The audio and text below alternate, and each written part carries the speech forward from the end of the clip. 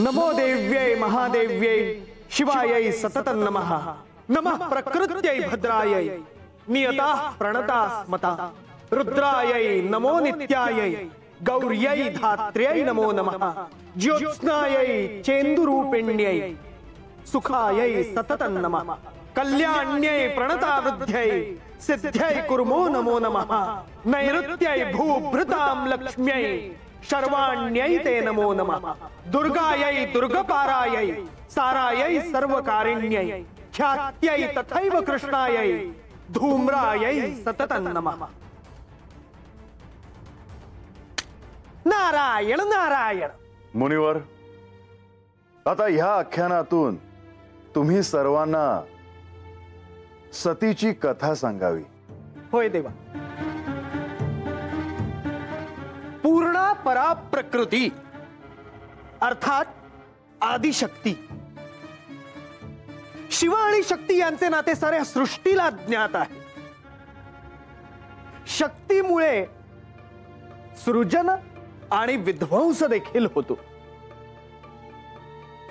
वेदात म्हटले आहे या शक्तीमुळे हे सारे ब्रह्मांड चलायमान आहे। ज्या शरीरात आणि मनात शक्ती नाही अशा शरीराला आणि मनाला काही अर्थ नाही। आणि म्हणूनच शक्ती ही ब्रह्मांडाची ऊर्जा आहे। याच आदिशक्तीचा श्री महादेवांशी विवाह व्हावा त्यासाठी आदिशक्तींनी या सृष्टीत जन्म घ्यायला हवा। आणि त्यासाठीच ब्रह्मदेवांनी प्रजापती दक्ष यांना आराधना करायला सांगितली। आणि प्रजापती दक्ष यांच्या कठोर साधनेमुळेच आदिशक्तींनी त्यांच्या घरी जन्म घेतला।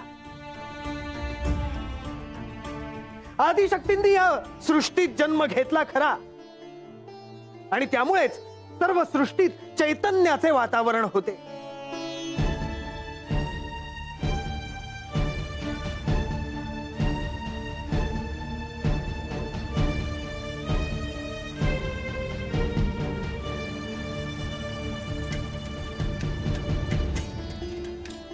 स्वागत आहे। आज या प्रजापती दक्षच्या घरी माझ्या कन्येचा नामकरण विधी सोहळा संपन्न होत आहे। आज वातावरणात सगळीकडे आनंद, जल्लोष आणि उत्साहाचे वातावरण आहे।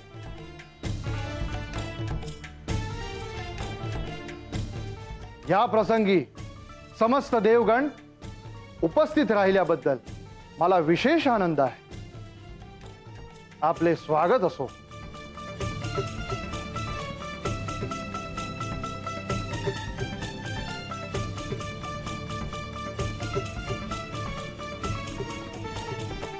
देवी, खरोखरच आपले हे महत् भाग्य आहे।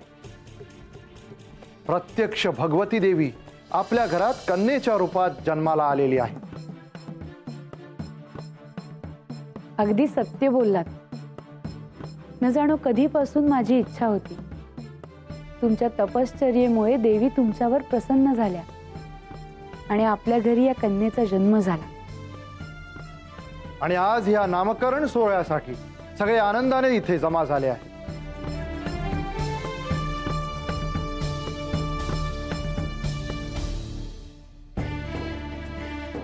देवी, या प्रजापती दक्षच्या घरी जन्माला आलेल्या कन्येचे नाव काय असेल याबद्दल प्रत्येकालाच उत्सुकता आहे। आपण आता हा विधी लवकरात लवकर पूर्ण करावा। होय।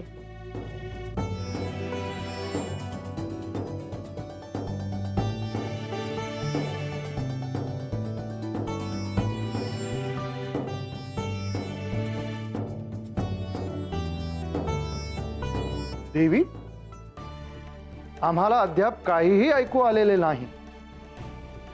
आपल्या कन्येचे काय नामकरण झाले हे सगळ्यांनाही कळू द्या।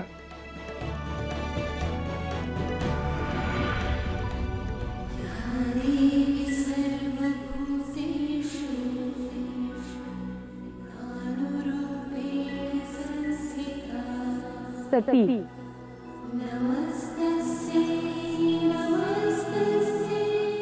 सती,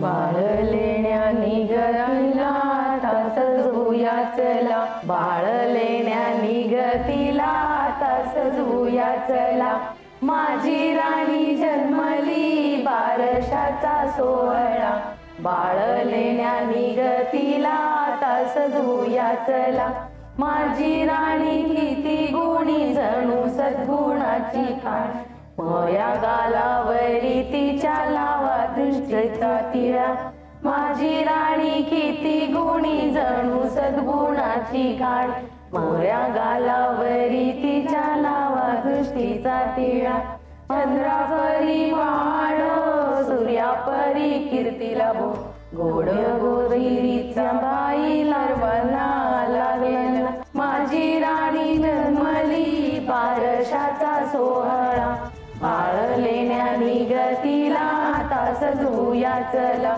चंद्रापरी वाढो सूर्यापरी कीर्तीला भो, गोड गोजिरीचा बाई सर्वांना लागेला, गोड गोजिरीचा बाई सर्वांना लागेला, गोड गोजिरीचा बाई सर्वांना लागेला.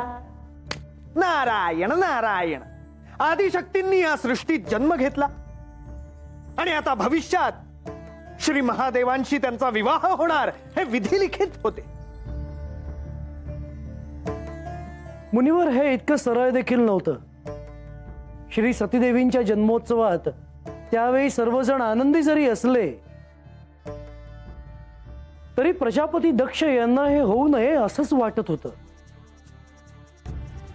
नारायण नारायण. होय प्रभू.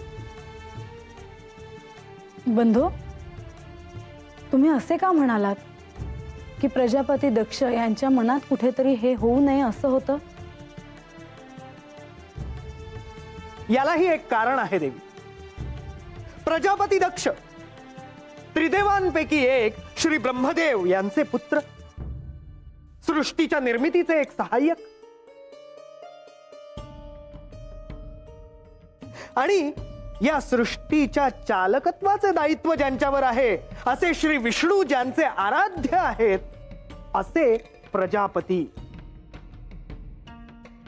त्यांच्या मनात श्री महादेवांविषयी राग होता आणि त्याचे कारण मी मागील कथानकात सांगितले आहे. जरी तुम्ही या सृष्टीची निर्मिती केली असली तरी तुम्हाला त्याचा गर्व झाला, तुम्हाला अहंकाराने ग्रासले गेले आणि म्हणून या सृष्टीत तुमचे कोणीही पूजन करणार नाही. तेव्हा महादेवांनीच त्यासनी सांगितलं होतं का त्यांची कोणी पूजा करणार नाही म्हणून? नारायण नारायण. आणि म्हणूनच सतीदेवीच्या बासनी त्यांचं लगीन व्हायला नग होतं होय? नारायण नारायण. बानू, अशी अधीर होऊ नकोस. बानू, जसं पुढे काय घडणार आहे हे तुला जाणून घेण्याची उत्सुकता आहे, तशीच उत्सुकता इतर सर्वांना देखील आहे.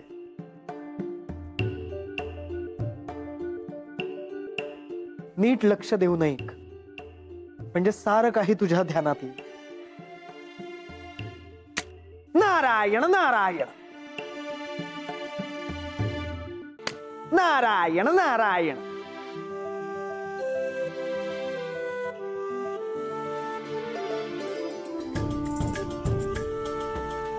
सतीच्या नामकरणाचा सोहळा अतिशय आनंदात पार पडला. होय देवी, साऱ्या सृष्टीत कसे आनंदाचे वातावरण आहे.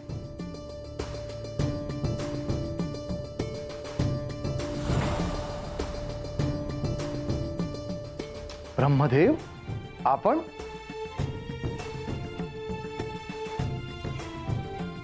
शुभम भवतु. हे ब्रह्मदेव, आज माझ्या पुत्रीचा नामकरण सोहळा पार पडला.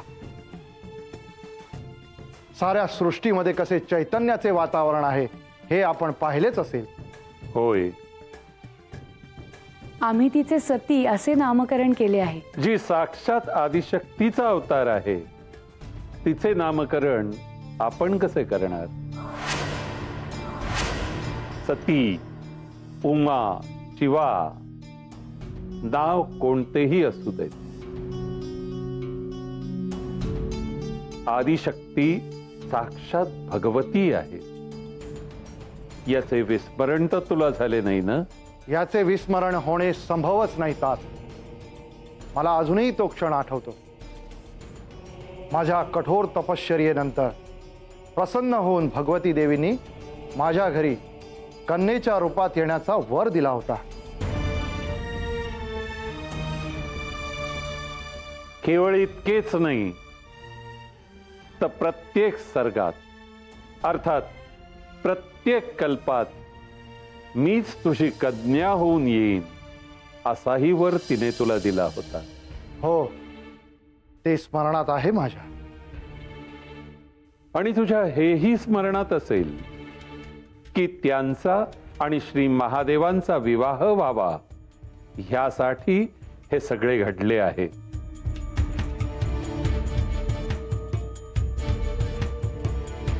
हो, मी ते विसरलेलो नाही. त्यांनी असे मला सांगितले होते. केवळ त्यांनीच नाही पुत्रा, तूही तशीच कामना केली होतीस.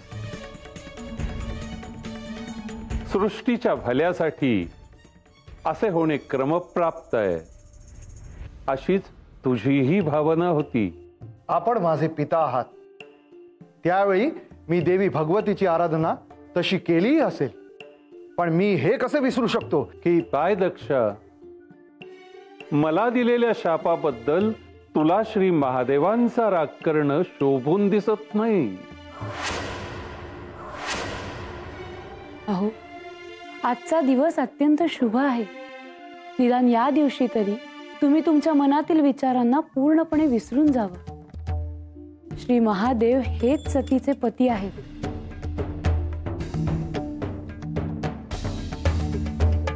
देवी, याबद्दल आता या क्षणी तुम्ही कोणतेही वचन करू नये. माझा निर्णय ठाम आहे. यात फेरफार मी करणार नाही.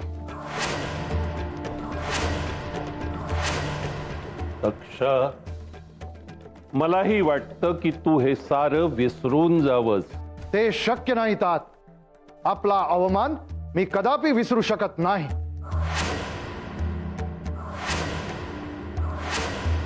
पण मी तर त्याचा कधीच स्वीकार केला आहे. आणि म्हणून मी त्याचा स्वीकार करावा हे तुम्हाला अपेक्षित आहे का? ते शक्य नाही. घडणाऱ्याला रोखण्याचं सामर्थ्य तुझ्यात नाहीये दक्षा.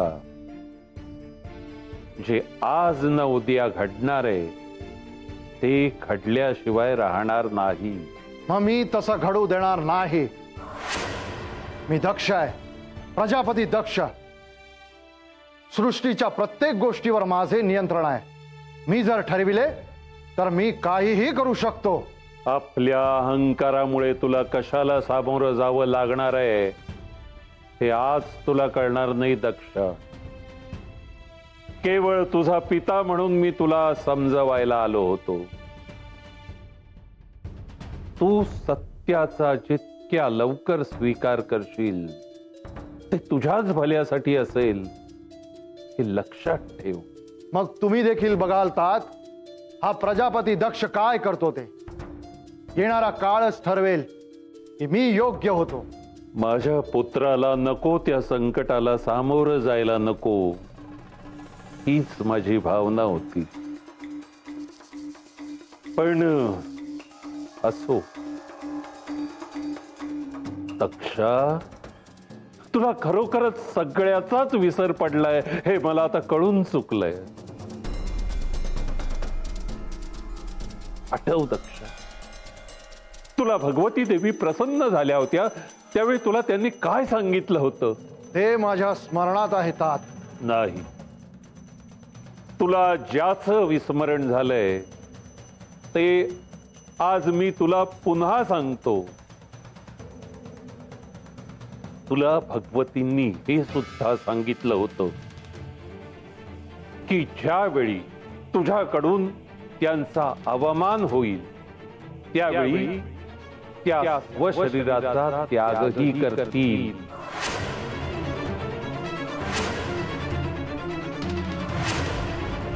माझ्याकडून तसे घडणार नाही, त्याबद्दल आपण निश्चिंत असावे.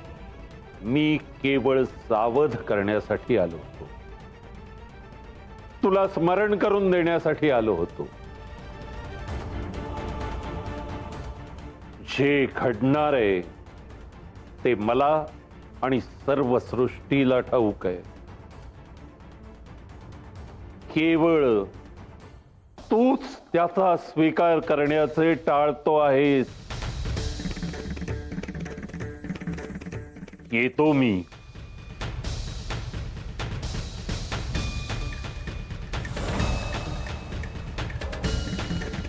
अहो, माझं ऐका, हा विचार सोडून द्या. ते शक्य नाही.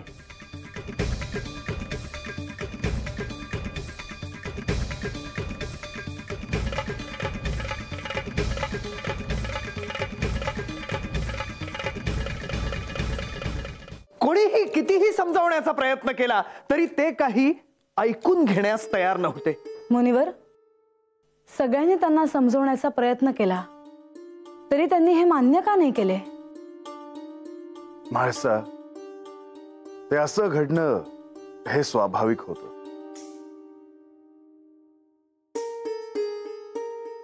मला अजूनही तो क्षण स्पष्टपणे स्मरणात आहे जेव्हा तुम्ही मला हे सारं सांगितलं होतं. म्हाळसा, तूच पार्वती. सतीने पार्वतीच्या रूपाने पुन्हा जन्म घेतला आणि मला प्राप्त करण्यासाठी तू खडतर अशी साधना केलीस. तेव्हा हे सारं तुला कळणं हे क्रमप्राप्तच होतं.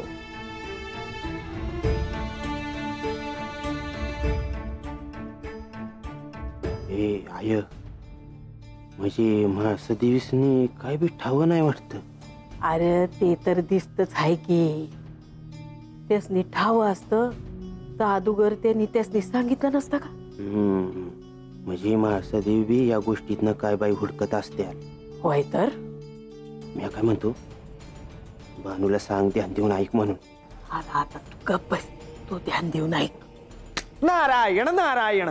सगळ्यांनी त्यांना समजवण्याचा प्रयत्न केला परंतु सगळ्यांनाही अपयश आले. त्यानंतर त्यांचे जावई महर्षी भृगू यांनी त्यांना समजावण्याचा प्रयत्न करायचे ठरवले.